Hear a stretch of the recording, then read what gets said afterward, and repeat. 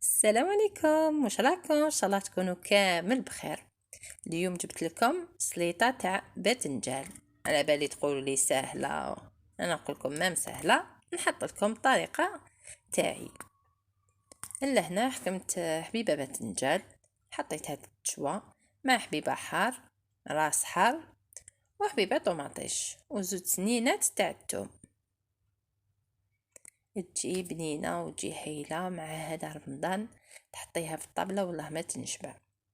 نحاول نقلب هذيك الحبيبه تاع الباذنجان تاعي، ونحاول نشوي تاني، نكمل نشوي الطماطم اللي عندي، كمل نشويهم نقيهم ونجي ندرسهم في المهراس تاع النحاس. احكمت هذوك زوج حبيبات تاع الثوم، درستهم ومن بعد قطعت له الطماطم هذيك اللي كنت، ولا حبه تاع الطوماطيش اللي كنت شويتها. كمل ندرسها مليح، ونزيد لها ديك الحبيبه تاع باذنجان.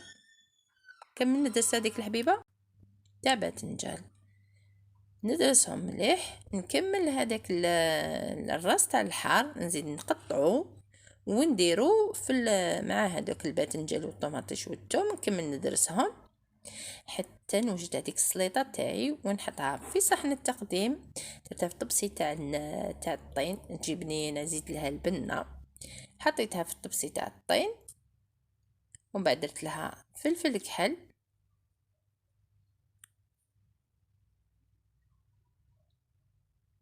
وما درت لها الملح، درت لها الملح، وما زدت لها فلفل كحل. طبعا نسموها بفلفل كحل او نتبلوها، نزيدوا لها شويه كمون يعطيها واحد البنه شابه بزاف، يعطيها واحد القو رائع. وشويه زيت زيتون، الله الله، ونخلطوها. نحاولوا نخلطوها مليح باش تخلطوا كاع هذوك المكونات اللي درناهم، وهذوك لي زيبيس ولا هذيك التتبيله اللي درناها. خلطوها مليح كي نشوفوا دا تجانست مليح، يعني تخلطت هذوك الملح مع واسمو. نحطوا ورقه تاع عفوا تاع المعدنوس، اني صايمه.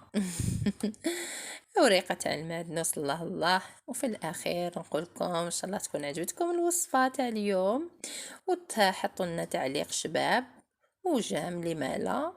الى وصفه اخرى ان شاء الله، مع السلامه.